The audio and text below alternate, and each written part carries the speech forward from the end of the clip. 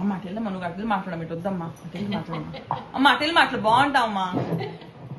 సభాయ నమః. రామదాసు సాహితీ కళాసేవా సంస్థకి నమస్సుమాంజలు.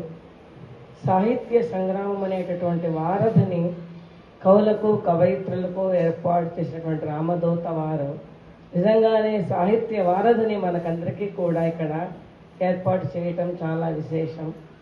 ఇది నిజంగా ఒక వినూతనమైనటువంటి ప్రక్రియనండి. నా పేరు రాఘవ రాజ్యలక్ష్మి. నేను బెంగళూరు నుంచి వచ్చాను.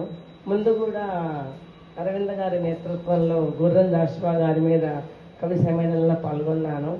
దీనికి నాకు ఇచ్చినటువంటి చేయూత శ్రీమతి సత్యవేణ మోంటేటి గారండి. ఆమెను ఎప్పుడూ నేను మరవలేను. మరి బహూనాం జన్మనామంతే జ్ఞానవాన్మాన్ ప్రపద్యతే వాసుదేవ సహమితి సహమాత్మ సుదుర్లభ అన్నటువంటి భగవద్గీత శ్రీకృష్ణ పరమాత్మ శ్లోకాన్ని అనుసరించి మానవ జన్మ అనేక జన్మల తర్వాత వచ్చేటటువంటి మహద్భాగ్యం అండి.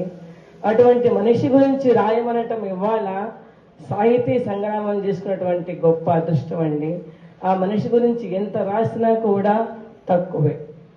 ఈరోజు అంశం మనిషి అంటే మానవత్వం కలవాడే మనిషి, మానవత్వం కలవాడే మనిషి, సహృదయత ఉన్నవాడే మనిషి, పరోపకార గుణమే మహామనిషి అంటే, పరోపకార గుణమే మహామనిషి అంటే. సత్యం, ధర్మం, న్యాయం మనిషికి కావలసిన మార్గాలు. సత్యం, ధర్మం, న్యాయం మనిషికి కావలసిన మార్గాలు. మంచి చెడు అనే రెండు మార్గములు ఉండు. మంచి చెడు అనే రెండు మార్గములుండు. మంచికి మరో పేరుగా బతికేవాడే మనిషి, మంచికి మరో పేరుగా బ్రతికేవాడే మనిషి. మనిషి అంటే మానవుడు, దానవుడు కాదు. మనిషి అంటే మానవుడు, దానవుడు కాదు.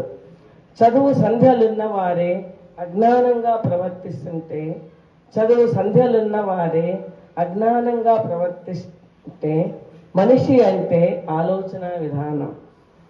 శక్తి, యుక్తి, రక్తి, భక్తి వీటి కలయికే మనిషి మూర్తత్వం.